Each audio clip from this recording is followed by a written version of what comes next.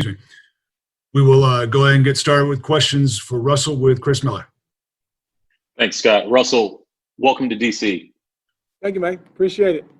Got a quick one. What was it like yesterday or today arriving at this new facility, but seeing familiar faces like Scotty, Pac-Man, Ish, and others?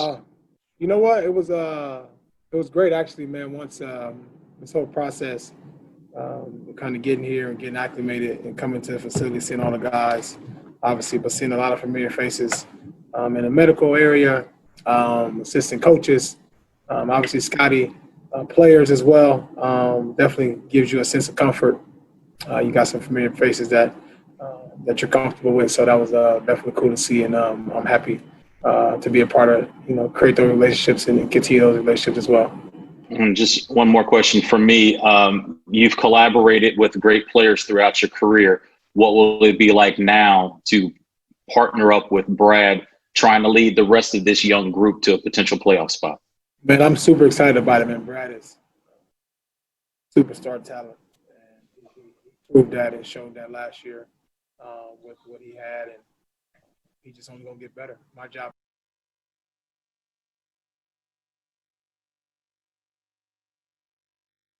is to come in and continue to uplift him, try to push him to be better, and that's all I'm here for, man. And I'm happy to be his counterpart and try to make the game easier for him. That's what I'm trying to do. Appreciate it, man. Welcome to town. Thank you. Fred? Hey, Russell. Welcome. Thank you, I'm wondering, you obviously know the coach quite well. How have you evolved since the last time you were playing for Scotty? Do you see any differences, or is it just kind of sliding in and the same old stuff right away? I mean, obviously there's some differences. I'm a little older. Scotty's a little older. We had some time and apart, but the great thing about me and Scotty's relationships, we always stay connected. We always been in contact throughout my whole career. Scotty was huge part of the reason why I'm able to do some of the things I'm able to do now. To the day he gave me a chance, he gave me an opportunity to go out and make silly mistakes, some of the mistakes I still make today. But he allowed me to do that, and I'm grateful for that because I learned so much about myself, about my game, about who I am as a player, and I'm just happy and excited to kind of be back with him and continue obviously our friendship, but also our journey on the basketball court as well. Hey, Scotty Hall, the sound's going in and out on Russ. Is there a way you could fix that? Because nobody can really hear it. Yeah, we're trying right now. Bear with us 1 second. Okay. Hang on 1 second, Russ. All right.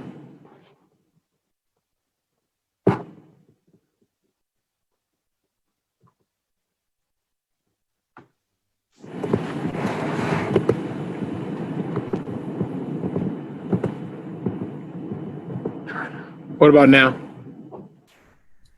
Sounds good on my end. That's better? Yep. All right, cool. Fred, do you want to re-ask the question? Yeah, sure. I mean, I think Russell knows the question. Yeah, just about you and Scotty since the last time you guys were together. Yeah, I mean, obviously it was some years back, but me and Scotty, we've stayed in contact the whole time, and Scotty was first coach to give me a chance to go out and basically go out and mess up and allow me to do so many great things on the floor that I'm allowed to do today. And I'm grateful for his opportunity to be able to allow me to go out and play my game and do that, each and every night. So I'm super excited to kind of be back, continue our friendship, obviously, and also, to be playing for him. So I'm excited about it. Ava? Hey, Russ, welcome. Nice to get to talk to you finally. Just wondering, obviously, you had such a big shift in your career going to Houston last year after the franchise you were with for so long. Doing that again the second time around, do you feel like you know things now just about making the organizational shift and trying to understand the new system and everything? Do you feel like it's almost going to be easier the second time around for you? it's always tough to be able to get up and move. It's tougher for me now, and I would say not for me, but my family and my wife, because she has to move all my kids and all of our kids and stuff, and find schools and places to stay. So that's the most difficult part, because I know the stress it kind of puts on my family. For me personally, I kind of just go with the flow. But that's the most important part about my life is my family. So just get acclimated is an important thing, especially for the wife and the kids. And we asked Scotty the same question, but you're obviously such a known quantity. So many people have opinions about you. What do you feel like is maybe most either misunderstood about you or maybe misrepresented about you? Where do you want me to start? It's the whole thing. We have time. Well, listen, I think the underlining thing about that is that 90% of it, 100% of it, not even true, because a lot of times the things that are made up, people don't actually know me to be able to say anything about me or what I'm about or what I believe in. So a lot of it kind of goes in one and out the other. But I think the biggest thing for me is just kind of going and being myself, which is easy because being myself is I can be genuine and loyal and understanding. Obviously, I'm not the easiest guy to understand and play, whatever people may think. But me as a teammate, me as a person, as a father, that's the most important part to me. And I stand strong on that and continue to uplift my teammates, organizations, inspire people around the world. And that's kind of all I worry about is impact and inspire. And that's something that I've been with since day one. And that's the most important part about me being able to have this platform and use it to be able to help impact and inspire many people, kids, children around the world, because I've been blessed with it to be able to do so. And I feel like that's my blessing, to be able to impact and inspire many people as possible. All right. Thank you, Russ. Appreciate it. Yeah. DA? Russ, what's up, man? What's going on with DA? What's happening? I'm good, man. I'm good. Welcome to DC, brother. Thanks, brother. Man, hey, the Wizards the last couple of years have been very public and transparent about how they want to reset their culture as an organization. What does good culture organizationally look like to you? Good culture. I mean, I've been lucky, and I was lucky to start in such a great culture in Oklahoma City. Organization that, we kind of set the stage for myself, Kevin, James, Jeff Green at the time. We kind of set the culture. We had Perk brought in to kind of bring that hard nose, put your head down, get to work mentality. And I think being around here, I can already see in day one or two that we have a lot of guys that love to work, that want to put the work in, that understand what it's like to put the work in. And for me, I'm just happy to be able to be a part of it, especially at this point in my career, to be able to come to organizations and be able to help, whether it's enhance the culture, to bring a little more energy and excitement to the culture. But I'm definitely just here to help and make sure that, the culture here is in the right direction. And it's already great since I've been here. So I'm just excited to kind of keep it going.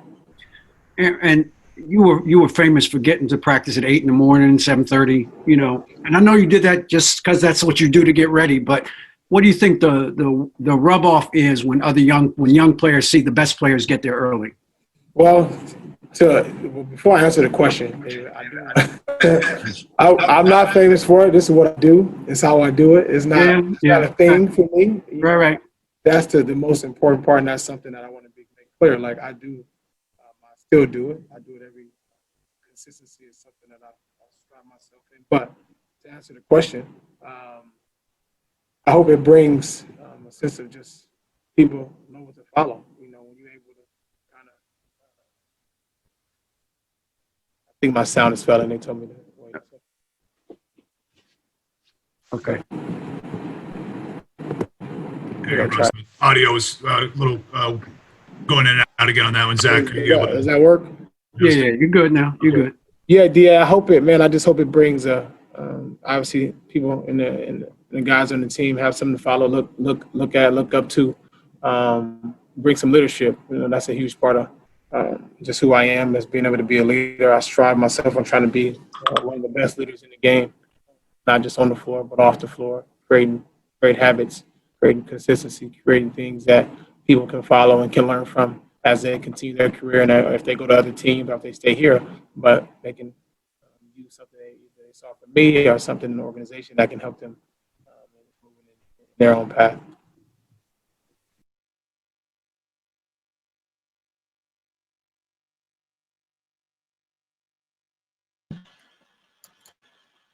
Good evening, everybody. Welcome to another edition of the Focus TV.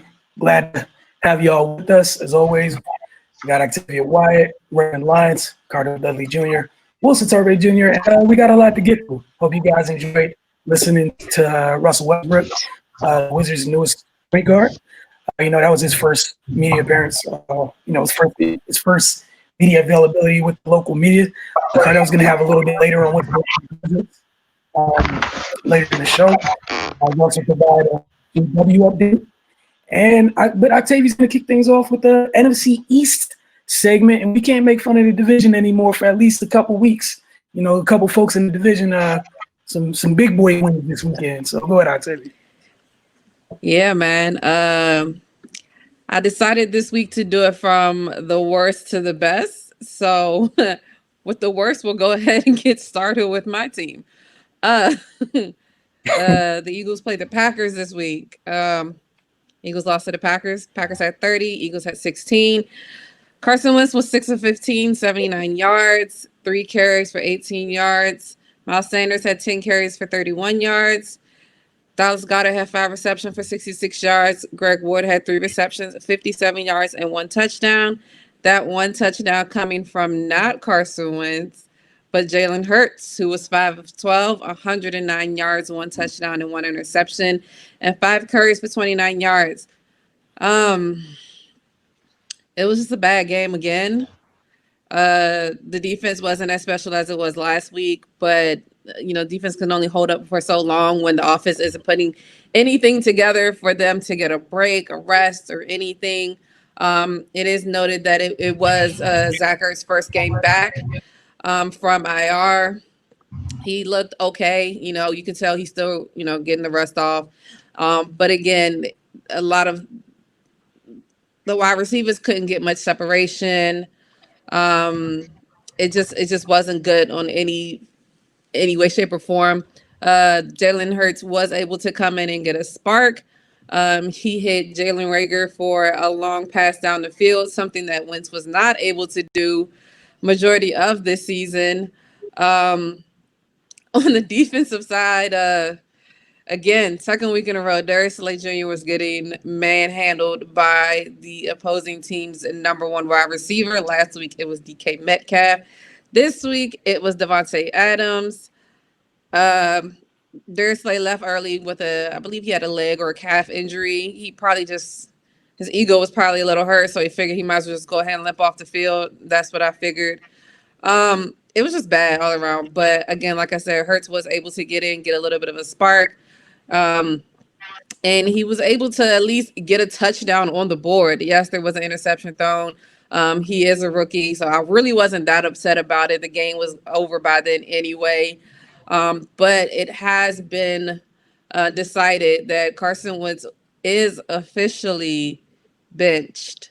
Jalen Hurts will start next week against the Saints. What a way to start your first career start in the NFL play against the Saints, especially if Drew Brees is slated to come back from those broken ribs, which he is apparently on schedule to do so. But yeah, as bad as NFC East has quote unquote been, things are starting to turn around for some teams, not all. Again, like I said, the Eagles will play the Saints next week. On to the next game. That was a better game. Very, very good game. The Giants played the Seahawks, the team the Eagles lost to last week. And they were victorious. 17 for the Giants, 12 for the Seahawks. Colt McCoy, because of course Daniel Jones is out with a hamstring injury. Colt McCoy was 13 of 22, 105 yards, 1 touchdown, 1 interception, and 2 carries for 2 yards. Wayne Gallman, 16 carries, 135 yards. Alfred Morris, 8 carries, 39 yards, 1 rushing touchdown, and 1 reception for 6 yards for a receiving touchdown.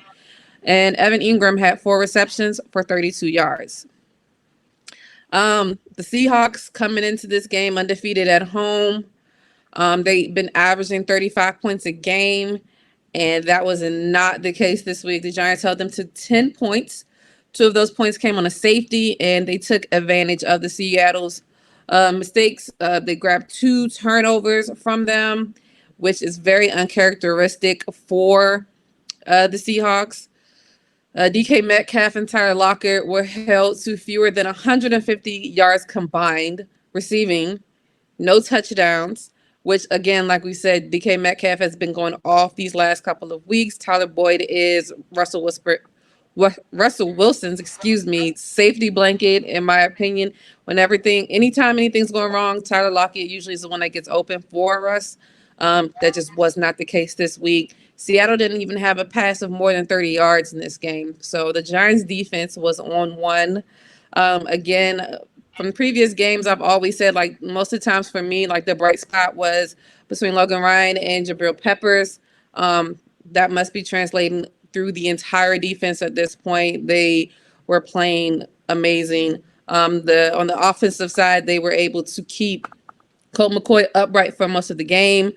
Colt played an average game. He played just as well as he needed to play. He didn't do anything spectacular, but he didn't do anything too detrimental to the team. He did have 1 interception, but they were able to come back from that. You can see that the Giants are playing hard for Joe Judge. I think they may have finally found the coach for them after all of the other coaches that came before since Tom Coughlin has left. It's been a coaching carousel in the Giants camp, but it seems like Joe Judge has finally got them on a good pace. The Giants are number 1 in the NFC East as of now, with a 5-7 record with this win, but they are trending upwards. They're doing very, very well. Again, their running game is still doing well, even without, of course, they know we're missing Saquon Barkley, and then they got Devontae Freeman, who's been hurt, and everybody else has been stepping it up. Wayne Gallman probably had one of his best games this year, if not in his career. And Alfred Morris, again, coming through 2 touchdowns in that game against a very, very good Seattle team. So the Giants will next play the Cardinals, who are coming off of a loss to the Rams. So that's going to be a tough game for them. But again, like I said, they're trending upwards. If they were able to kind of contain Russ, a lot of people compare Kyler Murray to Russ. You would think they would be able to contain them, but this needs to translate to week. But again, the Giants are trending up, and I suspect that next game will be very, very competitive for them. And last but not least, probably the biggest surprise of the weekend or the week since it happened yesterday, the Washington football team played the Steelers, and they were victorious, ending the Steelers' perfect season. As of now, they were 11-0 before the game. They are now 11-1. The Washington football team won 23-17. Alex Smith was 31 of 46, 296 yards and 1 touchdown. Peyton Barber had 14 carries for 23 yards and 1 touchdown. And Logan Thomas, tight end, 9 receptions, 98 yards and 1 touchdown. The Washington football team went into Pittsburgh, and they were down early, 14-0. The Washington football team's secondary was getting burned, whether it be Deontay Johnson for the Steelers or whether it be Claypool. Juju Smith-Schuster didn't really get involved until the second half. The Washington football team also had a big blow. Antonio Gibson left early in the game with a toe injury. There hasn't been much reports on it yet. Again, it just happened yesterday. So I'm sure they're still getting tests and everything. So they had to go back to running back by committee with J.D. McKissick and Peyton Barber. But they went into halftime down 14-3. And they got the ball coming out, and they just were clicking. Logan Thomas probably had his best game of his career. He caught 9 passes for 98 yards with the touchdown. He also secured a fumble that could have served as a momentum buster for them in the game. Again, like I said, J.D. McKissick, 10 catches for 70 yards. He had the most receptions that he's had this year in a game. So the offense was doing well. Alex Smith, you can see game by game, he is going back to the old Alex Smith. I feel like as time has gone on, he probably won't come out and say, but I feel like he's probably gotten more and more comfortable being out there and being able to not worry about his leg if he ever was. There was a scary incident during the game where at one point it looked like he had blood coming down from his leg, but he didn't flinch, he didn't move, he didn't take a step off of it. Now I will say that they were aided with a lot of drops on the Pittsburgh side. They didn't really play too well, but again, you play the opponent that's in front of you, and how they play is how they play. And the Washington football team defense, front defensive unit, top tier. A lot of people don't think about that when they talk about the Washington football team, but Bostic, Montez Sweat, of course Chase Young. Oh, superb. They're doing really, really good. You can see how well the culture is starting to shift in the Washington football team camp with Ron Rivera there. Like I said, they were down 14-0 at one point in the first half. They were able to muster up and get that field goal at the end of the first half, get the ball coming out, and they just ran it after that. And, they were able to defeat the only remaining undefeated team in the National Football League. Their next game will be against the 49ers next week. 49ers coming off of a loss last night as well. They both played last night. And they came off a heartbreaker to a really, really good Bills team. So it's going to be good to see, what's going on. Again, just to give you the standings, the Giants are number 1 in the division currently, so they're on pace. They're 5-7. The Washington football team is also 5-7, but because they lost both their games to the Giants, they're in second place. The Eagles are 3-8-1, and currently the Cowboys are 3-8, but the Cowboys are on your TVs right now playing against the Ravens. One big storyline, everybody was excited to see Des Bryant go back and play against his former team. He was a late scratch in this game. Apparently he has tested positive for COVID, so he will not be playing tonight. As you know, Lamar Jackson just got off of IR for COVID. Yeah, I believe they said he only had 1 or 2 walkthroughs before this game, but he's been there virtually watching all of their games. So we will see how this game goes for them tonight. Currently, it is 3-0 and 2 minutes and 55 seconds left in the first quarter. All right. Hopefully for, most NFC East fans, y'all have another good week. I know I would truly appreciate it personally for draft purposes and whatnot. I want a whole new quarterback role. Handle your business next week. Eat PS, the right side of the Niners line, switch keys, have fun. Whoever lines up over from the center to the right tackle. Free food. All you can eat. Enjoy. All right, we're going to take a quick break when we get back. What's happening with George Washington basketball, both on the men's and women's side. Give you a quick update on the Terps, the Lady Terps is. And now for 50 breakdown, always the favorite. We got that coming back. But let's take our first break tonight, and we'll be right back watching the Focus TV.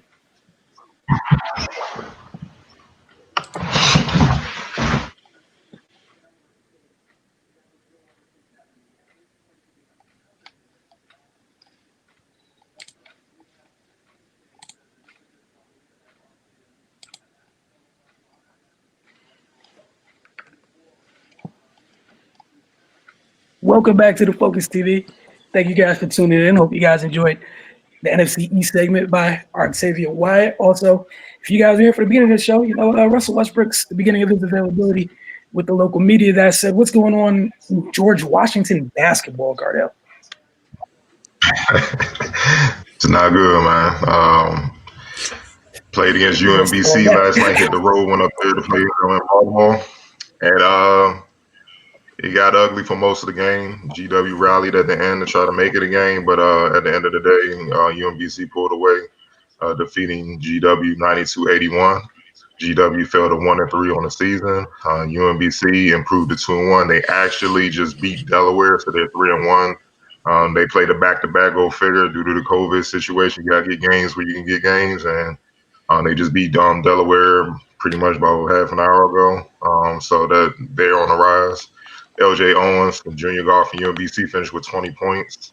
Daniel Aiken, UMBC senior forward, he finished with 19 points, 9 rebounds, and 3 blocks.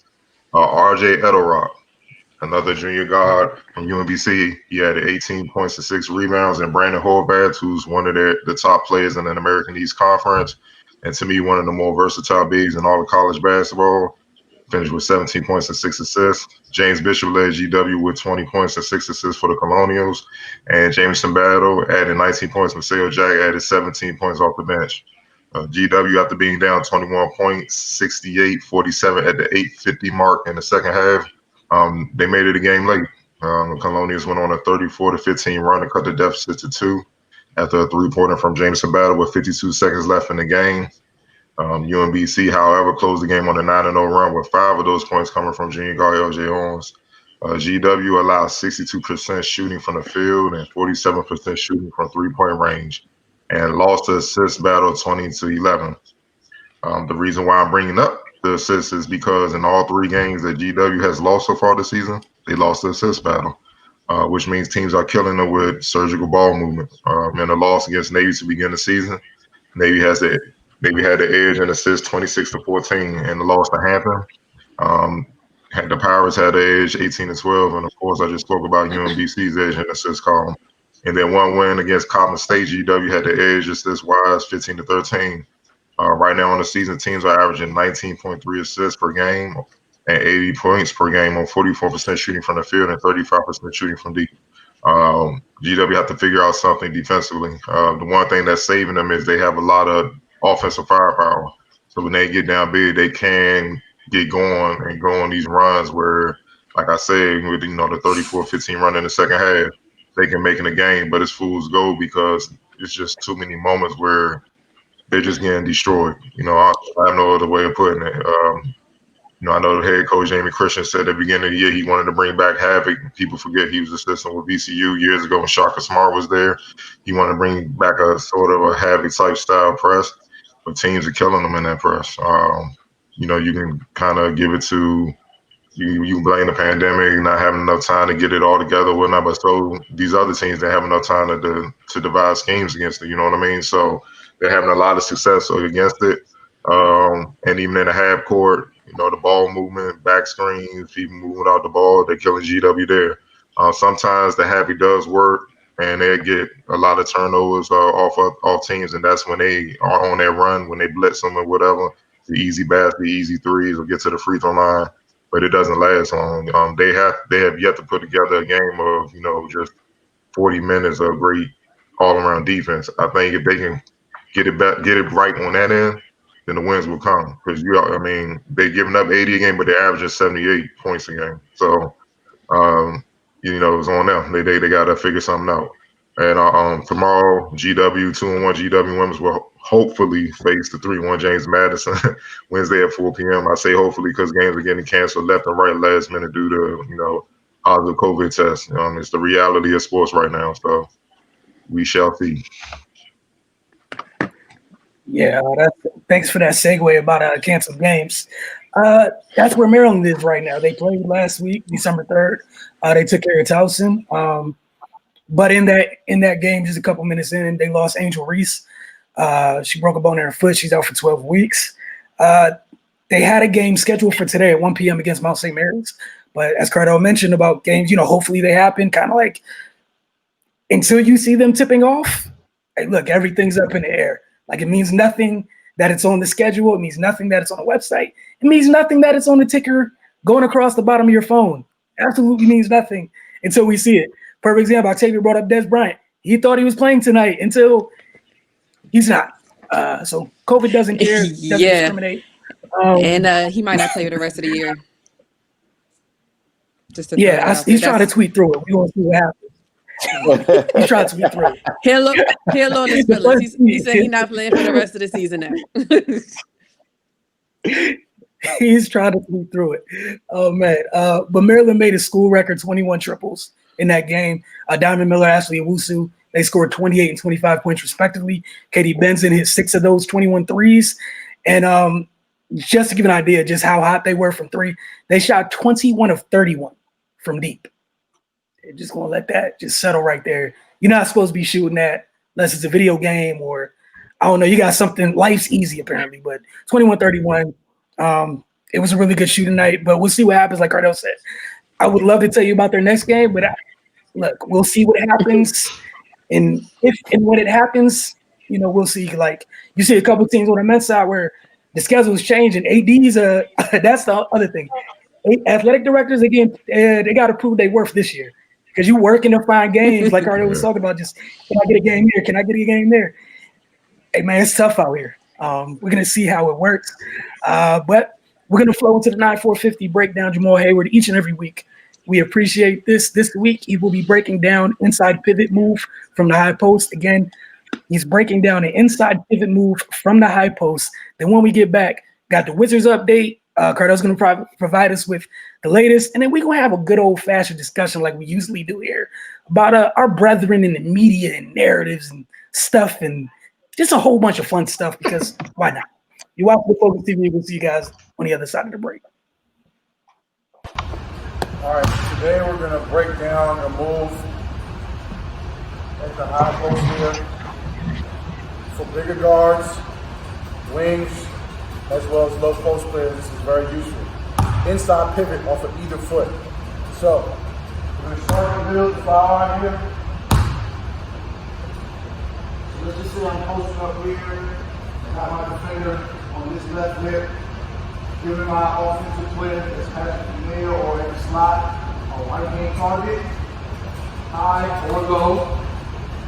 So once I get the ball here, they're very tight, they're obviously reaching, so you want to keep the ball away from them.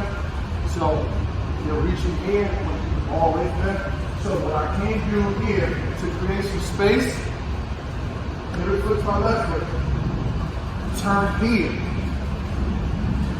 Now, pay attention. Remember, they're reaching here.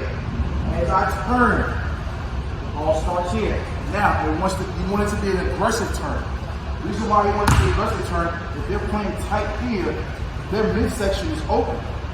You're allowed this turn to create space for yourself.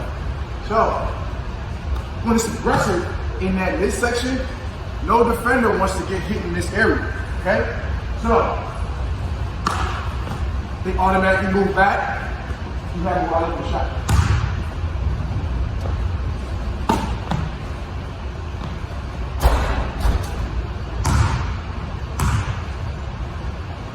Now, if I switch sides, right pivot, left hand target, high or low, wide base, defenders here. Once I catch the ball, keep it away, here, turn. So again, aggressive turn. Straight back up, shot. So that's one way you can create some space off the high post when you have a defender being aggressive and you want to get him off you with no dribbles, no wasted energy.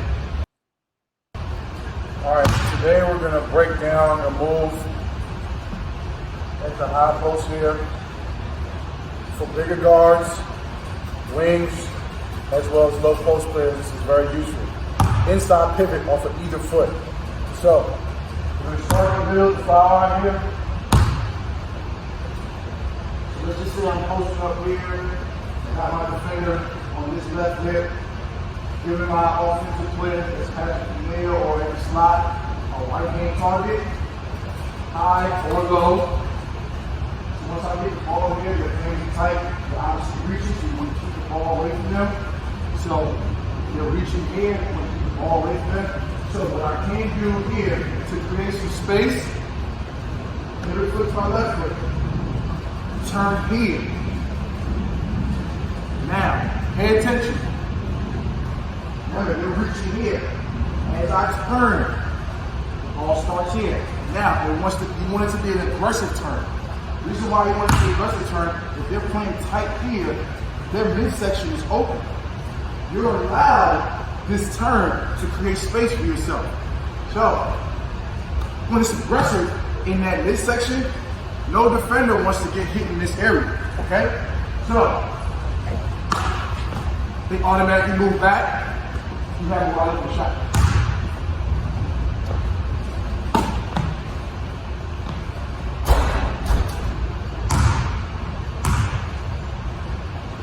Now, if I switch sides, right pivot, left hand target, high or low, wide base, defenders here. Once I catch the ball, keep it away, hit, turn. So again, aggressive turn. Swing back up, shot. So that's one way you can create some space off the high post when you have a defender being aggressive, and you want to get them off you with no dribbles, no wasted energy.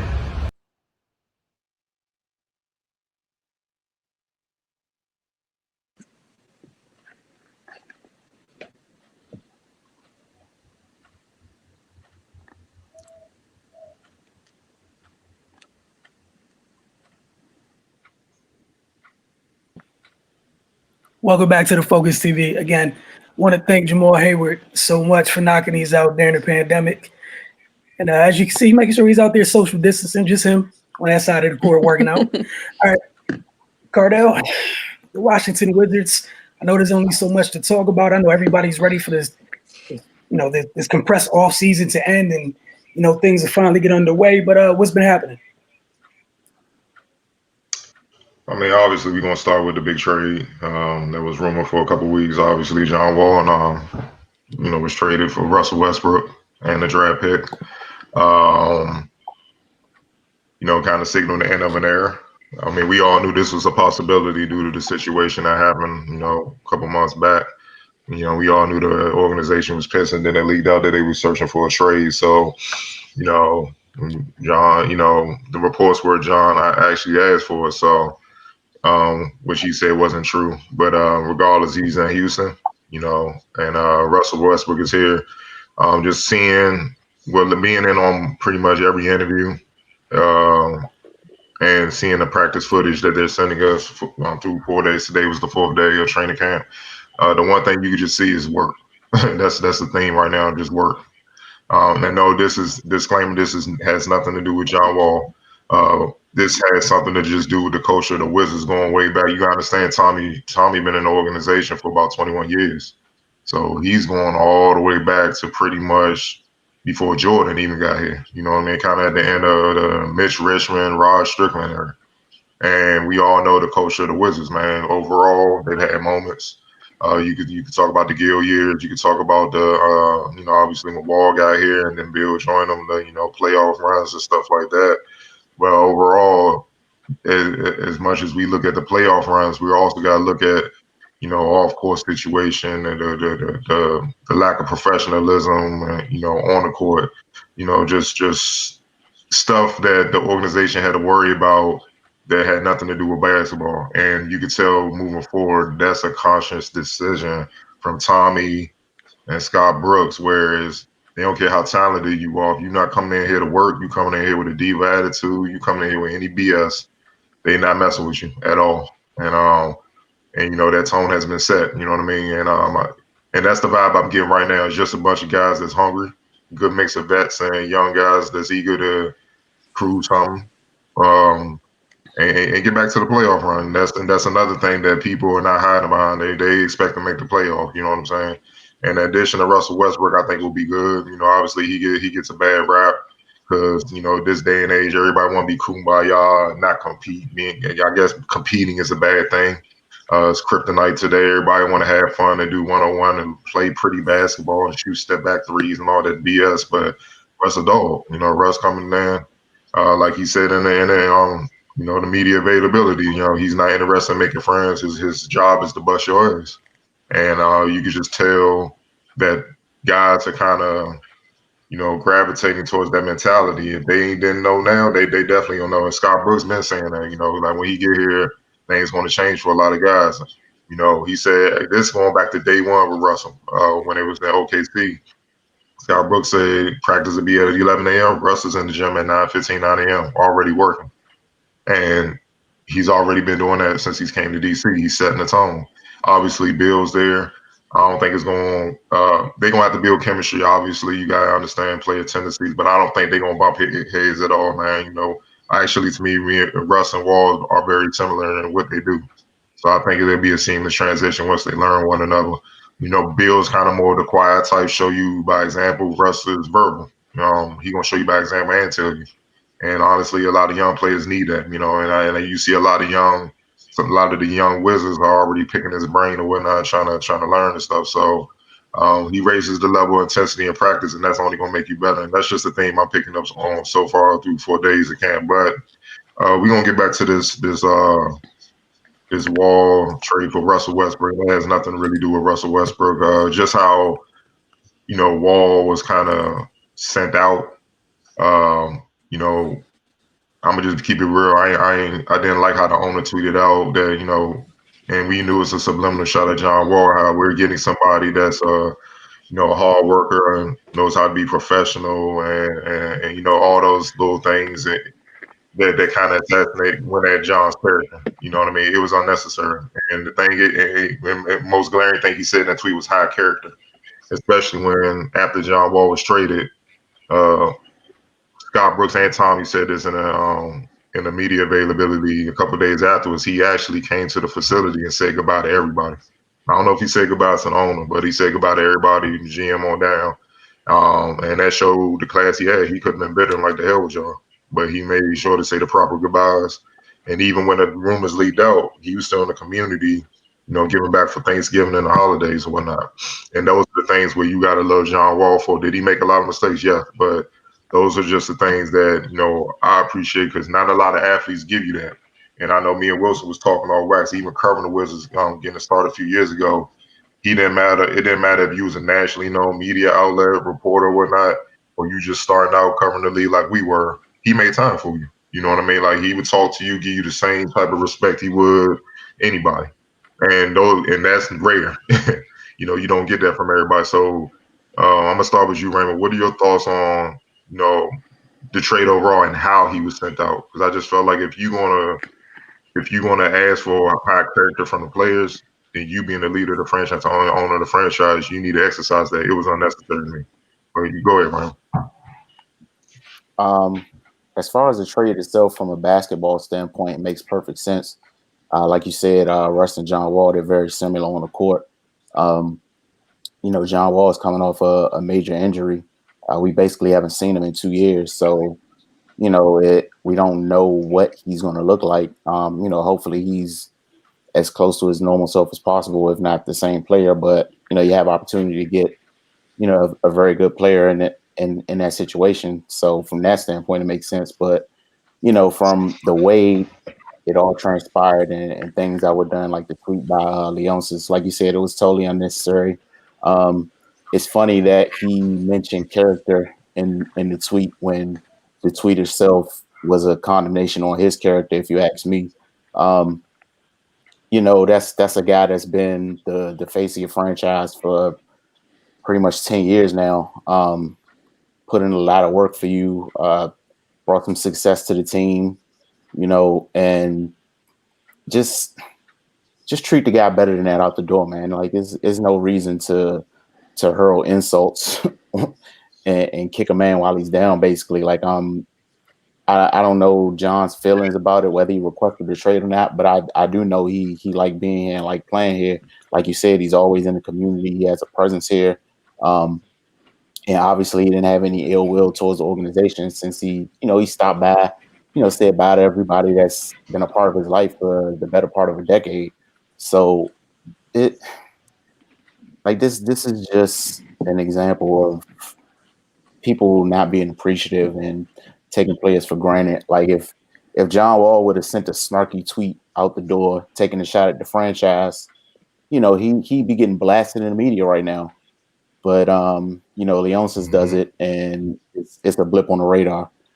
Like, so I mean, that and stuff like that kind of players see that, and players talk. Like, somebody's gonna ask John, most likely, man, why dude going at you like this? You know, and that's like, Washington is not a big destination to begin with for players. And if you have an owner that's gonna snake you or talk greasy about you, then after you put in 10 years of work, then it's gonna make him even lower on players' list to come here. So I mean, just send your well wishes to the man and go on about your business. Like, all the extra stuff is unnecessary. Octavia. I mean, Ray pretty much hit it on the head, but it's stuff that you learn as a kid. If you don't have something nice to say, don't say anything at all. You know, you've already done the trade. You've already, you know, gotten what you wanted out of the situation. Why continue to entertain the situation? Yeah, of course, like you said, John Wall grew up in DC. You know, like, he came to DC straight, you know, right from Kentucky, and he's been here his entire NBA career. So of course, did he make mistakes? Of course, could there have been things that he done different, or things that he may have wanted to do different? Absolutely. But like you said, we preach about how high of a standard we're holding these athletes to, that are, even if you want to say 20 to 30 years old, probably, you know, people still finding themselves. But you have owners who are in their 50s and 60s who still don't know how to act accordingly, or have a professional situation. I definitely don't think that was warranted, you know, especially with everything that's, you know, he's done for the organization. Yes, everything may not have panned out how they imagined it to happen, but he's done a lot of good, you know, for the Washington Wizards and the Washington, D.C. community. For, you know, those type of sly and snarky comments aren't necessary.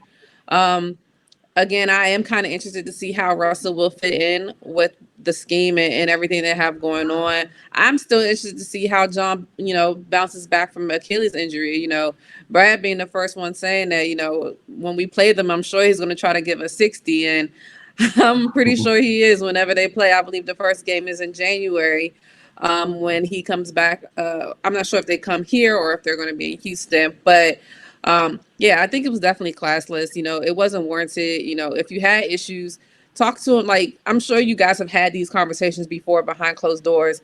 Why does it need to be publicized? Why does this need to be something else that needs to be talked about? Another narrative for people to spin and make things worse. And just like Raymond said, players talk. You know, you're already having hard times getting big talent to want to come to DC, and the biggest player that you've had in a long time, you know, he's leaving. You would at least want to leave on a good note, in my opinion. Wilson. Yeah, there's not too much, like y'all said, but it was a 19-year-old. Like most human beings, we all have flaws. Did John do everything perfect while he was here? Of course not. Was he like literally the definition of a cancer? Far from it. Like Cardell said, there was, like everyone said, not just us, there were so many. He deserved a better. Even if you're moving on from him, that's your decision. It's a whole nother thing. Whatever. You're entitled to that, your organization, whatever. But those are the differences in organizations. When they move players, when they move on from longtime players, things like that. Like Octavia said, it was just classless. And it's crazy to me how somebody got the audacity to talk about somebody's high character and everything else, where, you know, if we're talking about character and bringing it on to an organization as a whole throughout the years, like, it's not exactly like we're talking about one of the staples of the NBA in terms of like long-term success. So there was no reason for that. All right. There just really wasn't any reason for that at all. And like Cardell said, I feel kind of bad because a lot of this stuff from fans, and I think I texted Cardell like first when it happened, like all of this just felt NFL-ish to me, especially from the owner aspect. And I'm not really shocked, but like literally, like we can fast forward a couple months. wait for the NFL offseason and literally this is going to play out because that's what we're used to on that end. But owner got to do better. That's just a bad look from a franchise, especially when you're walking around right now boasting character. Like Cardell said, you can't expect your players, your players to meet this standard, and you don't have to at all. There's a problem there. And also owners, and these are some of the same tactics you kind of see in politics now with, certain type of, I'm trying to be nice, man, a certain type of race. Stop being fake. Like if you put that out there in a tweet and you throwing darts at them, they don't have billboards of them around Capital One and putting buying ads and papers and stuff after the fact. Like, it's fake, man. We already know what it is. Like, how you gonna try to cover that up? You express your true feelings. All right, cool. Just move on. And like I said, it's the same tactics where they expect us. You put that out there, and now we see him on the billboards outside Capital One. Oh, he must have really liked them then. Like, that's gonna change our mind. You are who you are, man. You know what I'm saying? And at the end of the day, man, let's keep it real. If it wasn't for John Wall, I mean, I don't know what the Wizards would have done these last 10 years, man. Because people forget when Bill, early in his career, was injury prone and he was in and out the lineup. Wall was going to war. It was like him and Gortat. They was going to war solo, keeping this dang franchise relevant and afloat. You know what I'm saying? Mm-hmm. Show some appreciation for that, because if that was the case, and Wall had plenty of chances where he could have rolled, went to better organizations and stuff, but he stuck it out. Show some better respect. And speaking on Wall, the Wall, we close it with this Wall, Bill don't like each other stuff over the years, man. and me and Wilson know this. We literally were covering the game and we leaving out, and I get a text. That's from my dog Ojo. Shout out to Ojo, man. He like, yo, the Wall, Bill really don't like each other? And we like, huh? And we look to our right, they by the elevator, both their families are there laughing, joking, having fun. We like, dog, don't believe everything you hearing. Like, what's going on? Oh, I heard, certain media personality on ESPN in the morning talking about they don't like each other. And I'm just like, oh, man. And that was our taste of seeing how I kind of knew how it worked from the scouting aspect, how agents run things. They will work through the media to check the pulse of try to get in other players and see if teams are willing to trade other players. They work their magic through media personalities, because that's the give and take thing. They give the media breaking news. Through the media, they can see if players are available. That's the game. And a lot of fans don't realize that. So that's where all that usually came from. We never saw any signs of those brothers not liking each other at all. Not once. Yet, for years, you've seen people really try to run with that narrative. And even us, we would have to answer questions like, dog, they don't like each other. And people would literally argue with us saying, y'all know what y'all talking about, man. They don't like each other. We're like, brother, we right here. I'm like, Wilson, is this make believe? I could have sworn we at Capital One. Like, I'm looking around. It looks like Capital One. What the hell you gonna tell us we wrong? You see and even just last week, your Hall of Fame writer right in there that I don't care what they say, they don't like each other. But then John Wall Bill get on here and Will put up his post on IG saying that was complete BS. John Wall talking about that's my brother. They hang, but they never really took the time, and they shouldn't, to even try to convince other people. Just the narrative about how media go about trying to create a story kind of sickens me, because all the story you need is within the game. Just watch the game. But it's not juicy enough because a lot of them don't know what the hell they're watching anyway. But just what's your thoughts on the narrative of them not liking each other? We're going to start with you, Octavia, because it's crazy, man. It's crazy to think that, like, people can just make stuff up and just kind of run with it, with no basis. Like you said, like, you could sit there and see them.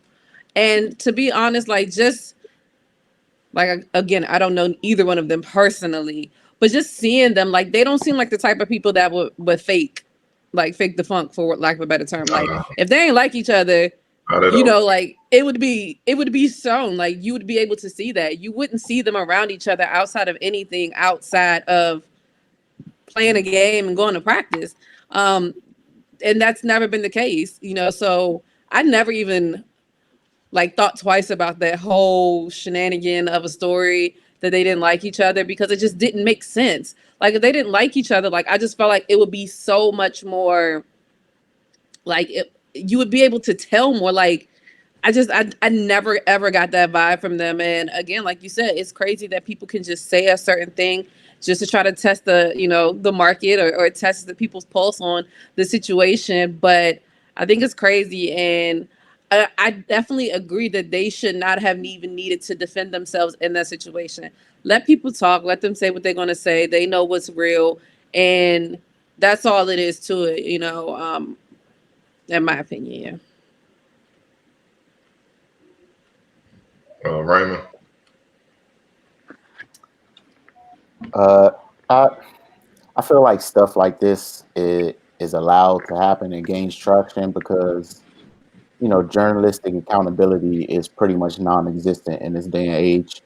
You can put out whatever you want, whether it's true or not. You don't even have to have any backup facts or evidence or anything.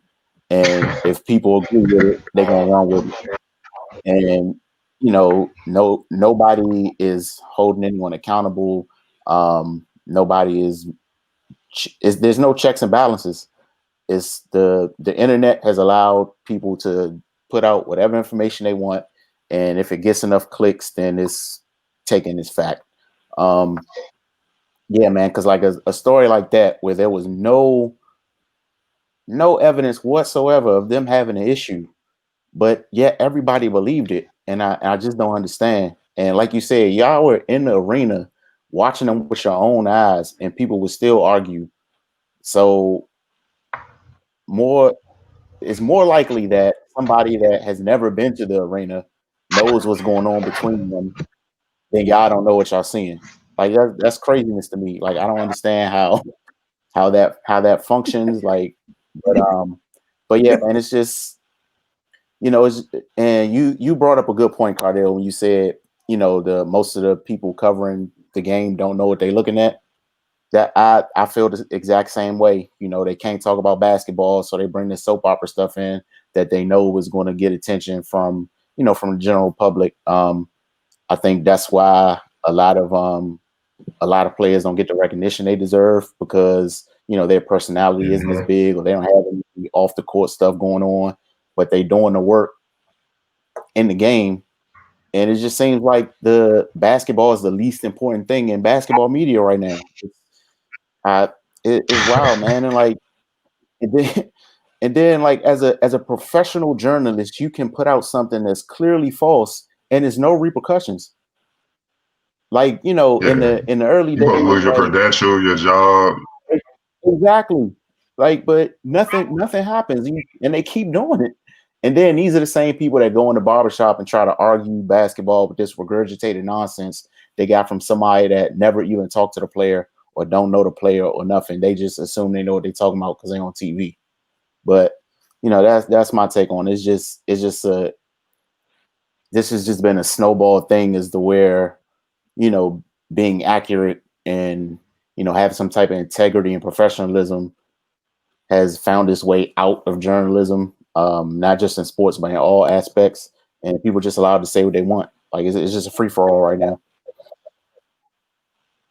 And before we go to you, Wilson, they can do that because they're not going to be in the locker room to face these players. Octavia, she been there. It is like, yeah, you feel it when you look. It's easy to say talk all that mess when you ain't got to see them. Then you walk in the locker room, people freeze up. I'm telling you, yeah. Hey, my man right here. You say he played like trash. Holler at him. He right here. Say speaking. Nah, I'm cool. I'm cool. I'm gonna be right here. Yeah, all right. You see what I'm saying? So that's why they're safe. You know what I'm saying?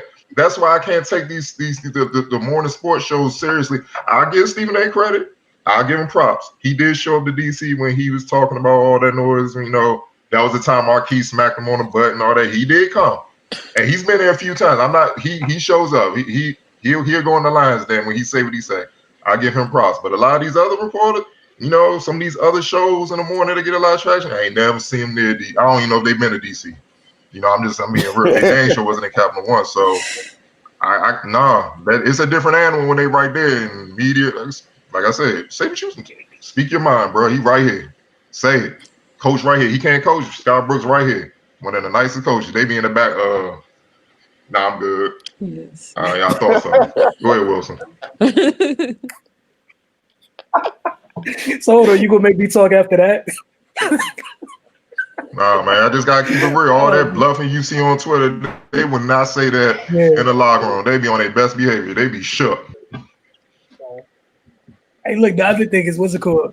You know how the thing is what's it called? Like the on your windows, like obviously closer you to than they appear. Yeah, you get there. Everybody don't look 6'4", don't look small on TV. 6'8" look even bigger up close. You know, like it's a little bit different. And those players will give you the vibe that they heard what you said. And there's no buffer. There's no digital buffer between y'all. So feel free, like Cardell said, just say it with your chest, right?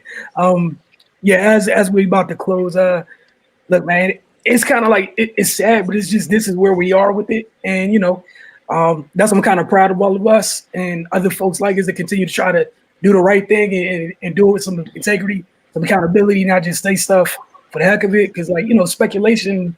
What's the point of it? And you know, just across sports are you know, everything keeps growing. Everything else, like it's like anything else. If you know, you're back in school, you got a report to do something.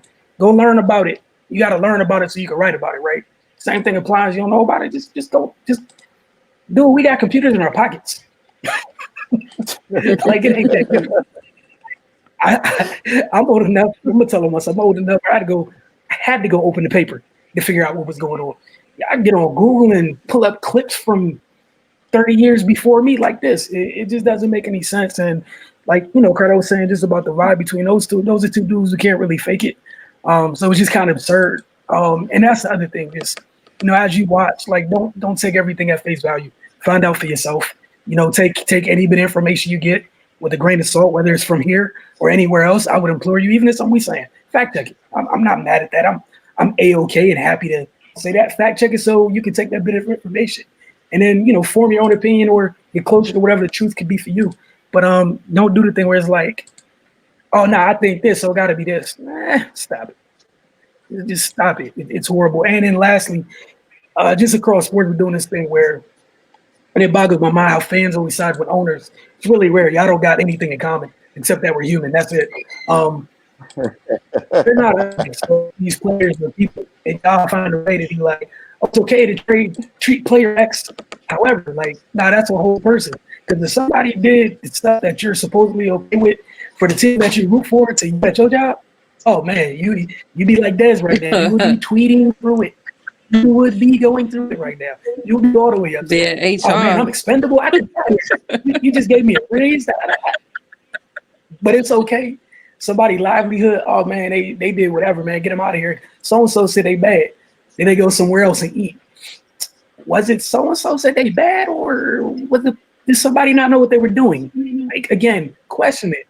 Stop doing this. Like, and I'm going to say this before we get off. Like, I know Lamar and the Ravens, I've been saying this since they got their trash offensive coordinator they had, because I know it from experience. They not going nowhere till they fire him because the dude's horrible and he don't know what he's doing. He got all y'all out here thinking Lamar don't know how to throw a football, and the Ravens ain't got no wide receivers.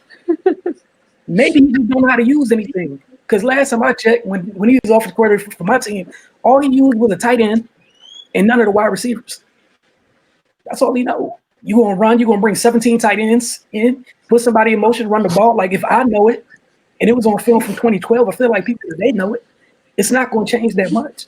Like I think Miles Boykin just scored. Did y'all know Miles Boykin is 6'4", 220 pounds, and can get downfield vertically?